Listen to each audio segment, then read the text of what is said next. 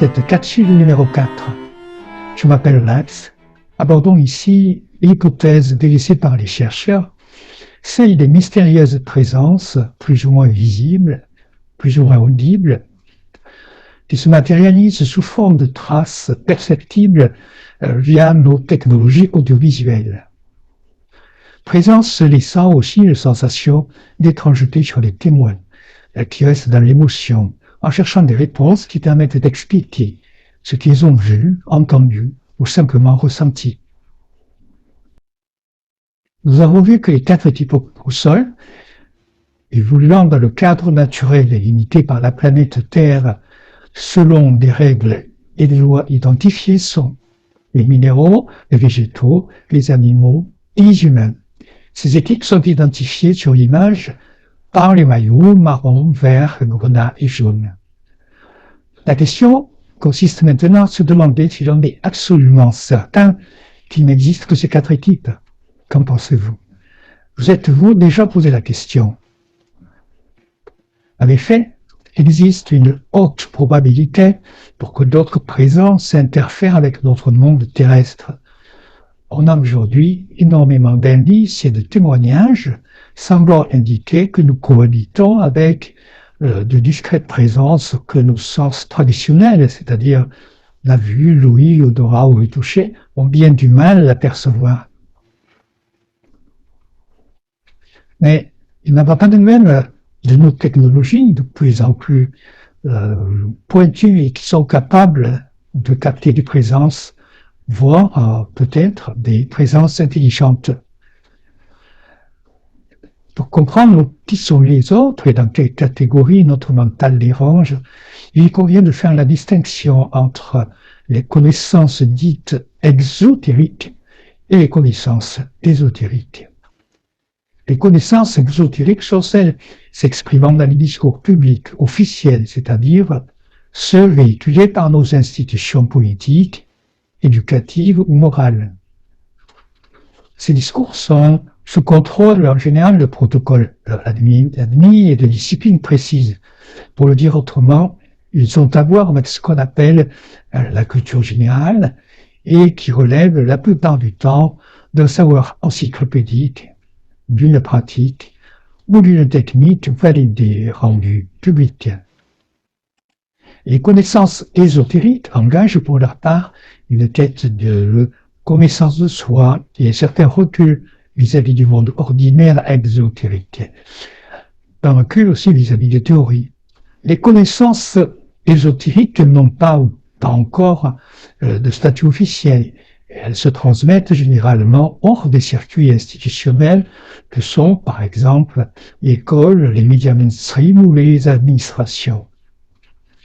Elles permettent de concilier l'esprit et la matière, le visible et l'invisible, la raison et l'intuition. Or, parce que nous avons encore du mal à les comprendre, à savoir exactement ce qu'ils sont et pourquoi ils croisent nos existences, les autres sont, par habitude, rangés dans la catégorie des connaissances dites ésotériques. Cela ne les empêche pas d'occuper une grande place dans nos sociétés, malgré le déni farouche des rationalistes purs et durs qui refusent de considérer ce qui échappe à leur contrôle mental.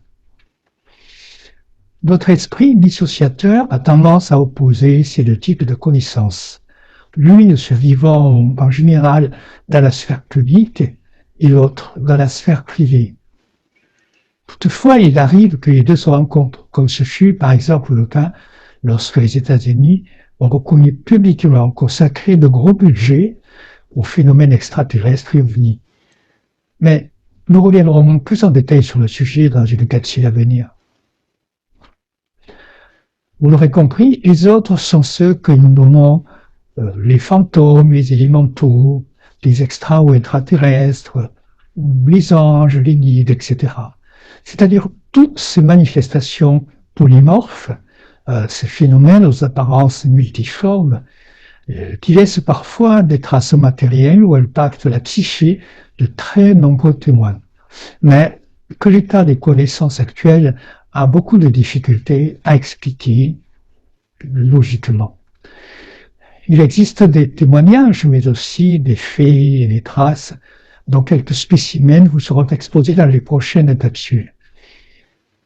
Dans l'ensemble, il donne à penser que certaines manifestations sont peut-être moins le fruit des élucubrations de cerveau fragile que des phénomènes réels que l'on ne peut balayer d'un geste de la main. Si ces cas étaient étudiés à l'école comme n'importe quel autre sujet, voici ce que l'on pourrait lire sur le tableau de la salle de classe. Les autres sont des êtres ou des consciences, ou le terme restera définitif, qui peuvent interagir avec nous physiquement et psychiquement. En général, ils ne sont pas contrôlables. Ils sont considérés comme réels pour ceux qui les expérimentent. Ils laissent parfois des traces concrètes et analysables. Les propositions d'explication sur la présence existent. Ils influencent la vision du monde de ceux qui les expérimentent. Ils sont récurrents et nommés différemment selon les cultures. Cette coprésence d'espèces, au moins au nombre de 5, initie des questions qui sont légitimes et que de plus en plus de personnes se posent. Par exemple, ici les minéraux, les végétaux, les animaux, les humains et les autres faisaient partie d'une chaîne de manifestations et de conscience. S'ils étaient les éléments d'une reliance que nous ne comprenons pas tant que nous restons dans l'illusion de la séparation. Et si on pensait ces espèces sans inférieurs ni supérieurs, mais en termes de partenariat et de co-création,